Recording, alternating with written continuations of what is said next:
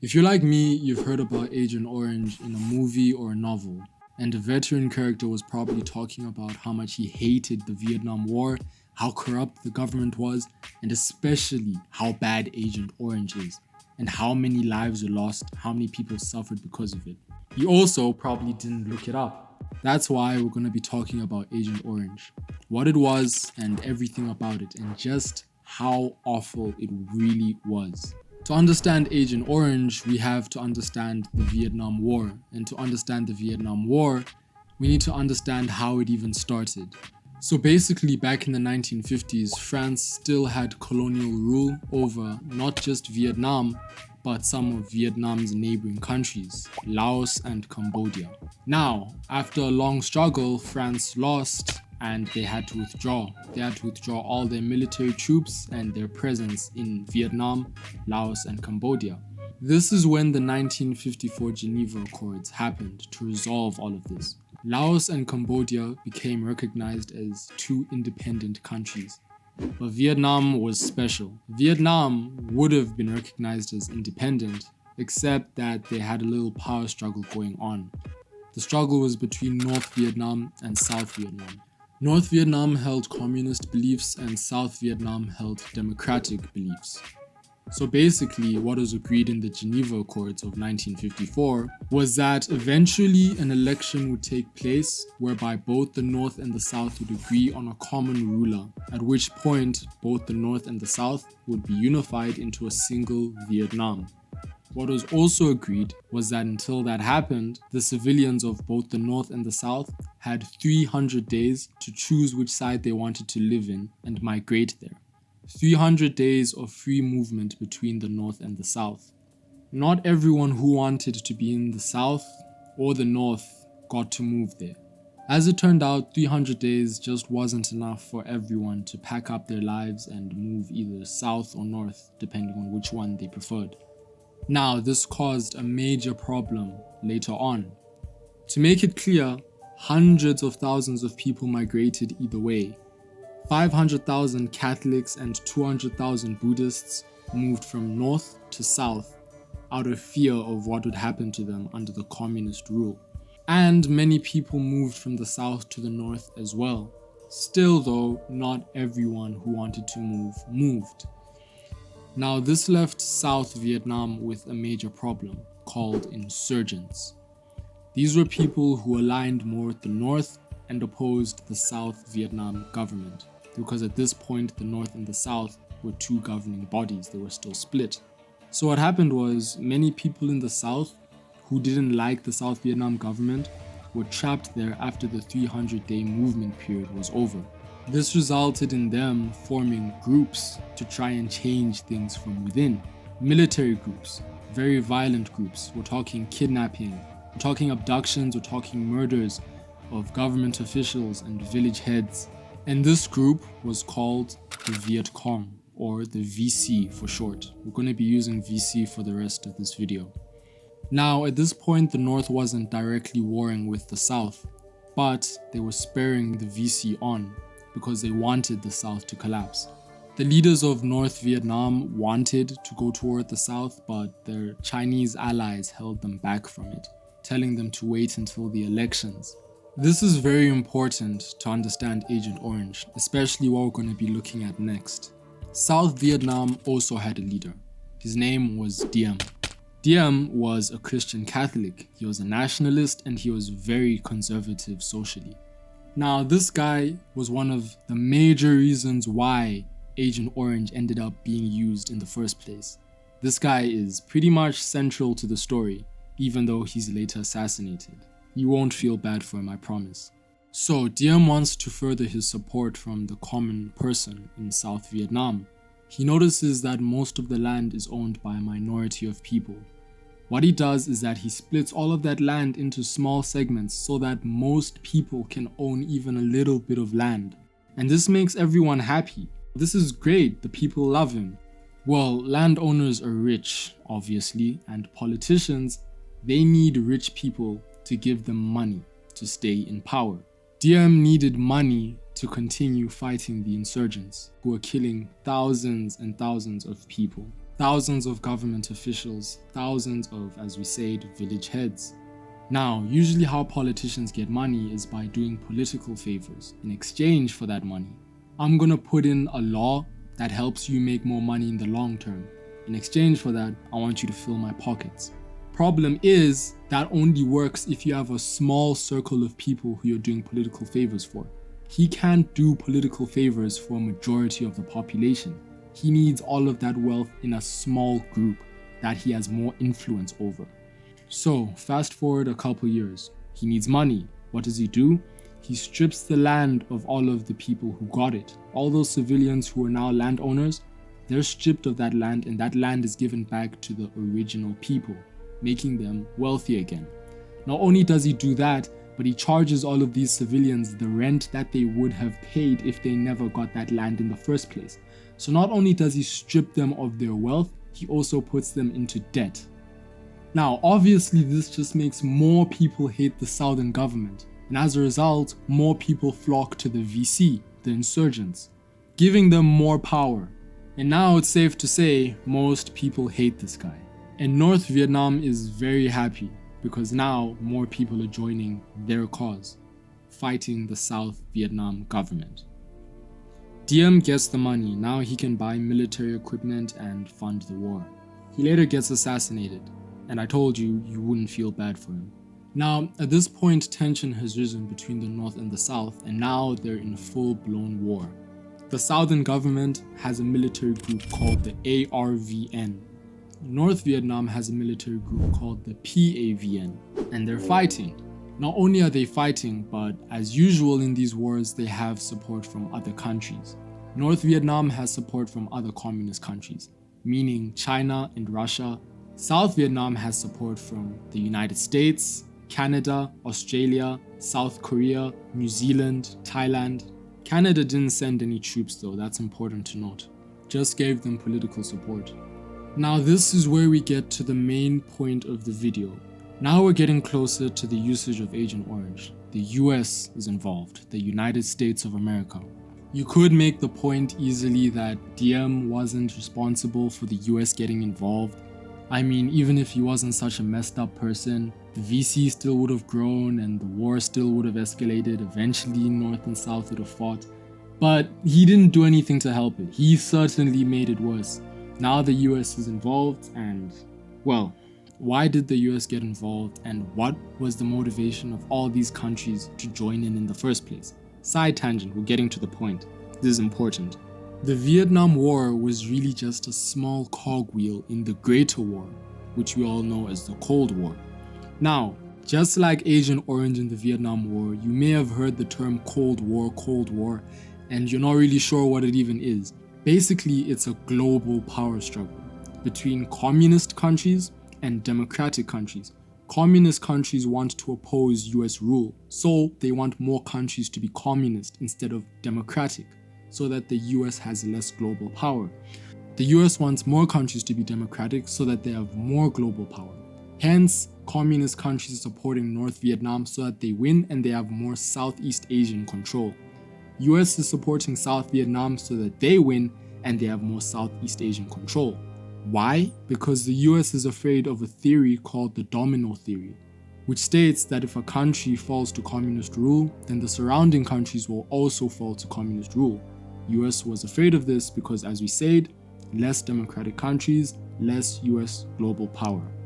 And when it comes to these global power struggles, it's not just about who's governing, it's also about shows of power. The US needs to win this war to show that democracy is the better system.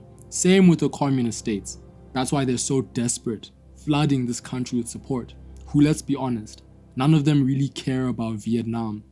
So now you understand why these other countries are involved in the Vietnam struggle. So boom, everyone's involved. South Vietnam is really struggling against North Vietnam, even though they're getting heavy support from all these countries. So they ask US, the global superpower, for help. The United States say they're going to train the South Vietnam military. They're going to offer not just artillery and military equipment, but they're also going to offer training to the troops. Now this sounded good, but it wasn't. Why?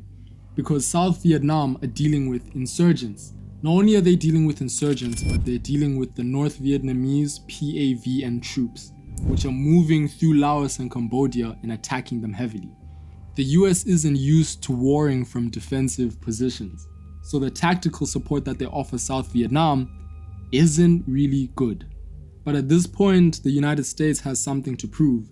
They have to prove democracy is better, so they can't withdraw. They're so desperate to prove that their power system is the best that they actually resort to meeting quotas. This means they have to kill a certain number of people within a certain time frame. Now, because insurgents hide among civilians, US troops wind up killing civilians, just so that they can say that they've killed a bunch of insurgents to show that they're actually being effective in this war. But remember, South Vietnam is on the losing side right now, and the US are getting increasingly desperate. This is where Agent Orange comes in. See, because the insurgents blend into the civilian population so well, they come to rely on guerrilla warfare a lot, meaning they hide in bushes, meaning they attack US military bases from the cover of bushes and forests and foliage, all of that. US and ARVN troops, remember ARVN is the military of South Vietnam, US military and ARVN are getting ambushed along trails, supply trails, by the South Vietnamese insurgents, the VC. So the US says, geez, we're taking a lot of heavy hits and we're really desperate not to lose this war. And we're especially desperate not to look like we're losing this war. So they're like, oh, we're getting ambushed because they're hiding in foliage. Let's just destroy all of the foliage using herbicides. So they get the most powerful herbicide they can find, Agent Orange.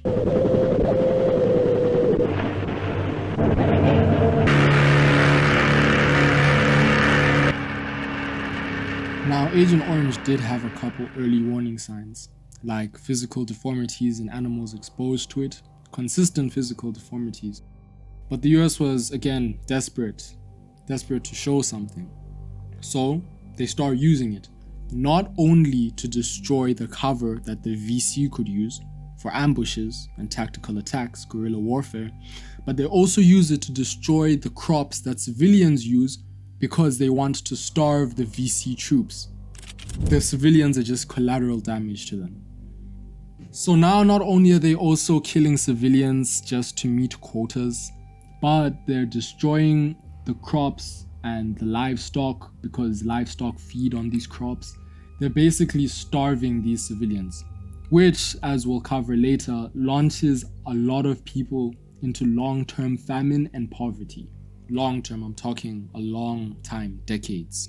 The US poured over 76 million liters of Agent Orange over South Vietnam forests and land. Now, at this point, everyone still thinks it's just a normal herbicide. But even then, a lot of people are like, this isn't right. I mean, they sprayed 3.1 million hectares of land with this herbicide. Even if it's a normal herbicide, that's not good for the environment. In fact, many people dubbed it an ecocide because of the sheer environmental damage it caused.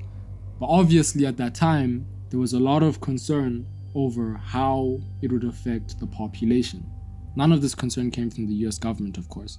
In fact, the government ran propaganda specifically to convince both US military and Vietnamese military and civilians that Agent Orange was perfectly safe. At this time, science has started showing up that Agent Orange was actually pretty dangerous to humans. A couple veterans complaining about illnesses that only started after exposure to the herbicide. US veterans started complaining about illnesses that only showed up after exposure to the herbicides. These would be the military personnel who spread it via airplane and using spray packs. These claims were ignored. Now, before we go any further, I think it's important to understand just what Agent Orange was. Agent Orange was a standard herbicide made out of three main components: 2,4-D, 2,4,5-T, and the 2,4,5-T was contaminated by TCDD, which is what we call a dioxin. Basically, a dioxin is a harmful chemical that can come up as a result of the manufacture of certain herbicides. And the 2,4,5-T in Agent Orange was heavily laced with dioxins, specifically the dioxin TCDD.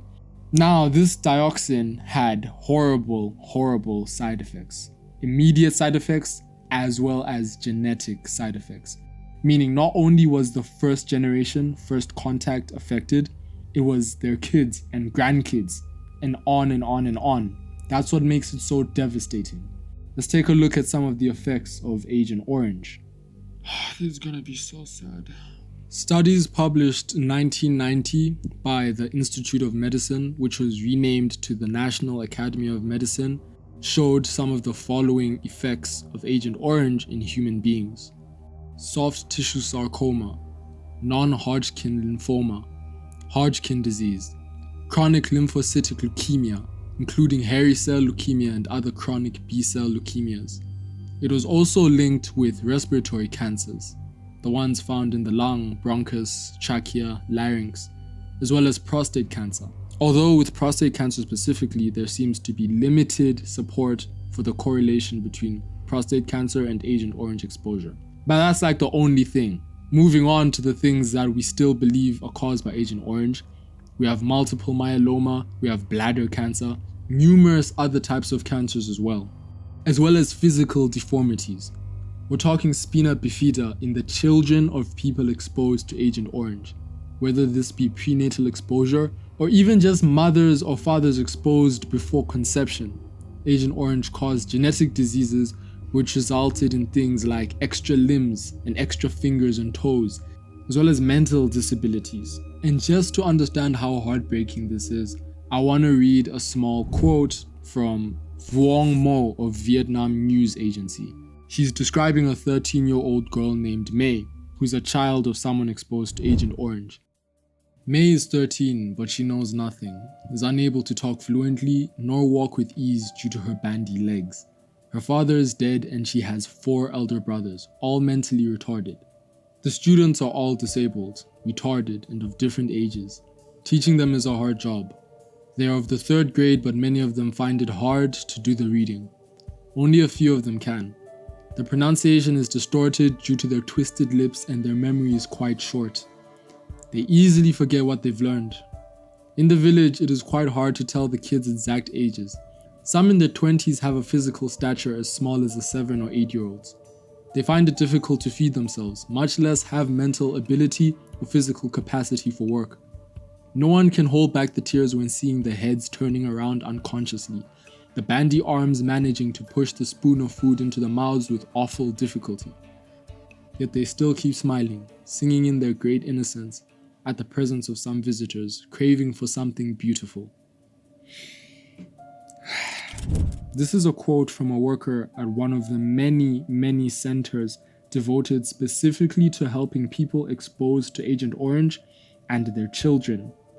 Because remember, this caused a lot of genetic diseases. So it's not just the person who got exposed, it's the 2nd and the 3rd generation, if the 3rd generation even comes about, because the 2nd generation deals with infertility, mental capacity is reduced, they can't work, physical deformations. All of the veterans from all of the different countries involved, we're talking US, we're talking Australia and New Zealand, they were exposed to Agent Orange too, and they also went on to die of cancer, to have children with reduced mental capacities and physical deformities. There was a lot of proof that Agent Orange had caused this, but in typical fashion, the government avoided responsibility.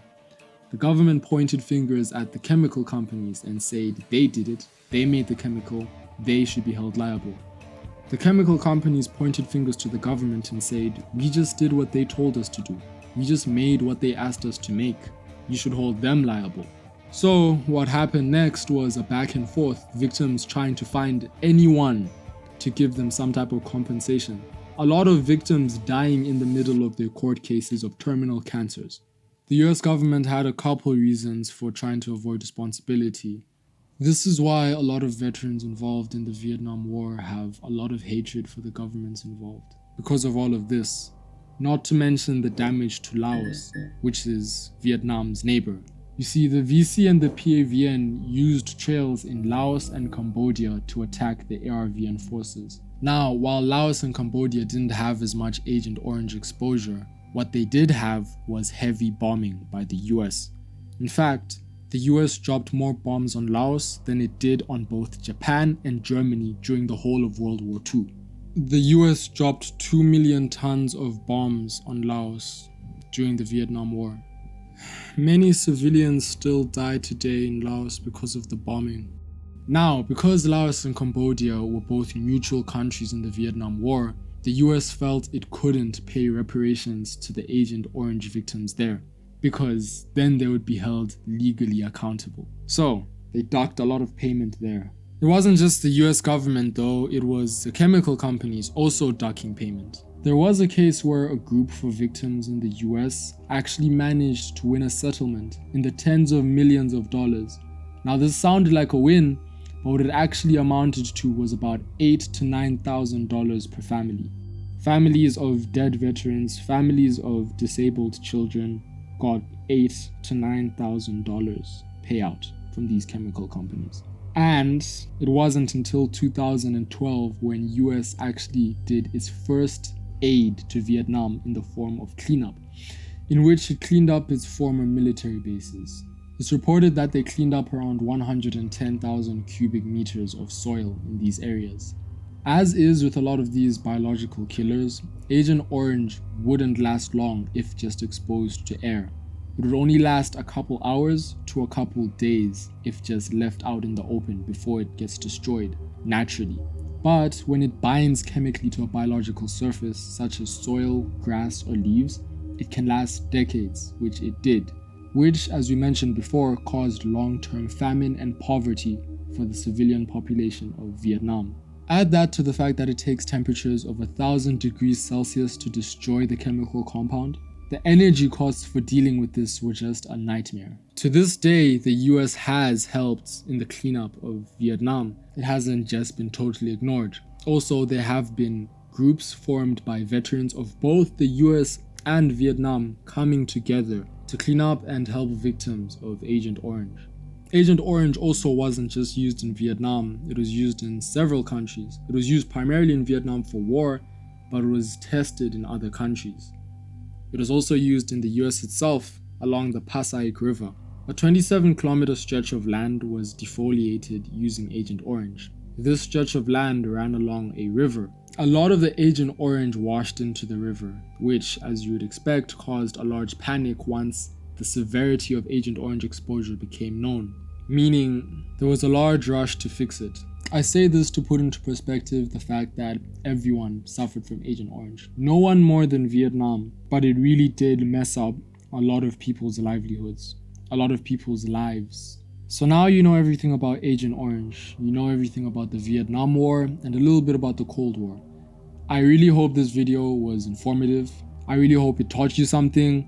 I hope I wasn't too biased in it, and I hope it was worth your time. Thank you for watching.